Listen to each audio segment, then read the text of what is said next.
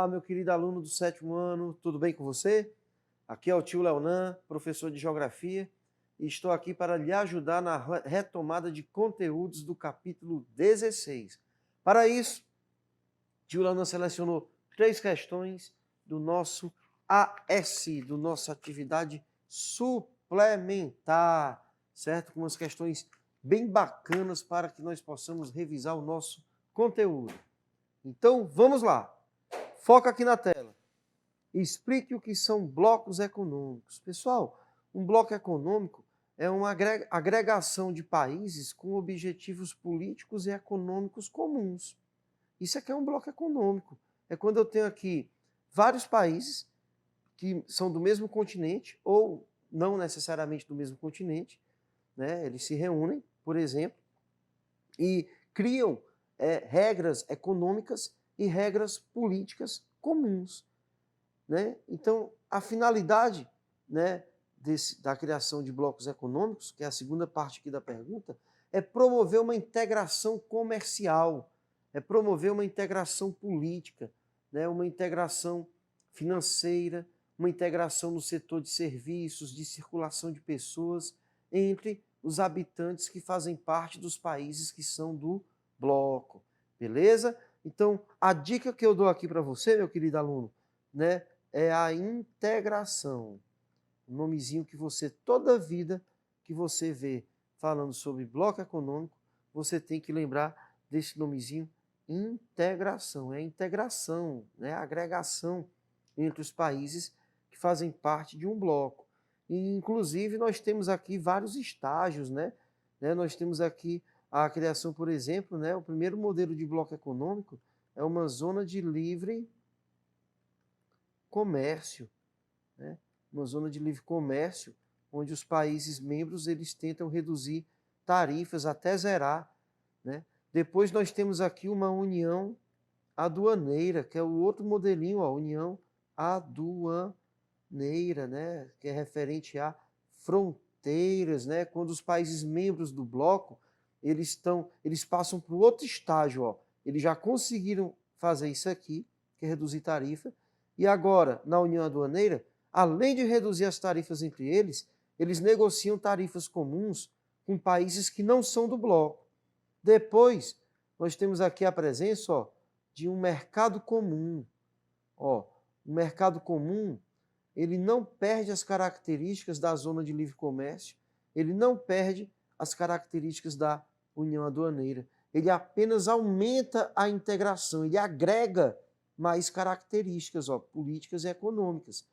No mercado comum, além do que está caracterizado na zona de livre comércio e na união aduaneira, nós temos também a promoção da livre circulação de pessoas, produtos, capitais e serviços, beleza?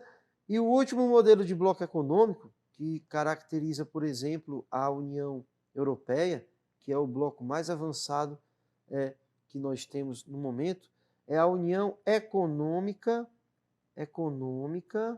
Monetária, certo? Ó, Uniãozinha Econômica Monetária.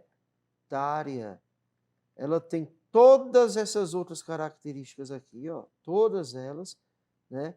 E além disso, eles têm um banco comum. Eles têm leis comuns, podem ter até uma moeda comum, como é o caso de alguns países da União Europeia. Tranquilo? Continuando aqui.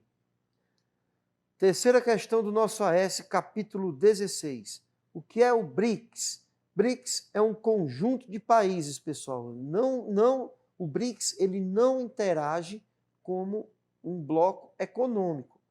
Apesar de eles terem algumas características comuns, né? Algumas leis comuns, inclusive até um banco, eles não passaram pelo estágio de zona de livre comércio, de união aduaneira, como eu falei anteriormente, de mercado comum e de união econômica monetária. É simplesmente um conjunto de países, né, que no ano de 2001, bancos internacionais perceberam que eles tinham uma possibilidade muito grande de crescimento econômico e de PIB, de PIB, que é o crescimento econômico, e de IDH. E aí, no ano de 2001, B de Brasil, R de Rússia, I de Índia e C de China. Eles aproveitaram essas características e possibilidades econômicas e de IDH comuns e formaram aqui o BRIC, grupo do qual, em 2011, teve a integração da África do Sul, né? Ficando aí o BRICS, beleza? Ó, tiveram a integração aqui da África do Sul. São os principais países emergentes, vou botar bem aqui para você, ó, nosso querido aluno do 7º ano. São os principais países emergentes do mundo. Um país emergente são países que até um tempo desse eram subdesenvolvidos, mas que estão apresentando crescimentos consideráveis em sua economia e melhorando aos poucos ali o seu IDH. Alguns deles têm o IDH mais avançado, outros têm o IDH, que é o Índice de Desenvolvimento Humano, um pouco mais atrasado, mas eles têm algumas características econômicas comuns que possibilitam a formação desse grupo. Aí tem aqui outra perguntinha, ó. Quais são as semelhanças entre os países que integram esse grupo? São países que apresentam crescimento econômico. Esses países, pessoal, eles têm grande parcela da população mundial, né?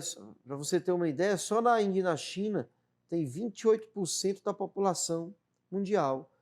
Eles ocupam grandes áreas continentais, né? Então eles têm, ocupando muitas áreas continentais, juntando tudo que eles têm de riqueza, tem muito minério de ferro, tem muita bauxita, eles têm muito petróleo, certo? Então, eles apresentam muitas características comuns que fazem com que esses países se destaquem no cenário internacional. Próxima questão que o tio Launan selecionou é a quarta. Explique a incoerência. Incoerência é algo que não está concordando muito, é algo que não está, né, muito relativo, do processo de globalização criticada pela charge a seguir.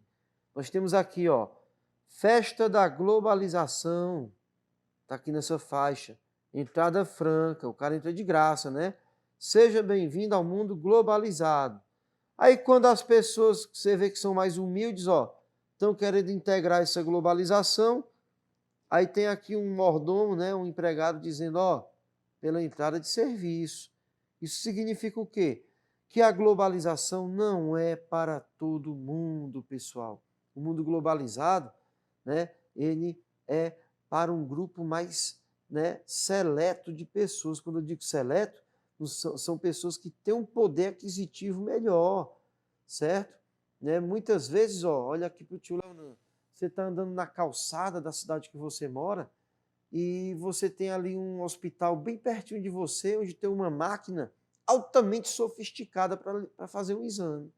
Só que se você não tiver dinheiro e não tiver um plano de saúde muito bom, que dê acesso àquela máquina ali não serve de nada para você.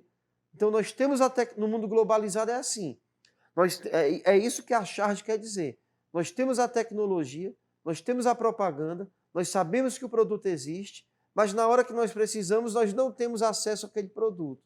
Porque no mundo globalizado, você não vale o que você tem, né? Eu não valho o que eu sou, eu valho o que eu tenho em termos financeiros. É isso que representa essa charge. Beleza? Grande abraço, meu aluno, muito sucesso e com certeza nós vamos nos encontrar no 8º ano em 2020. Grande abraço e tudo de bom!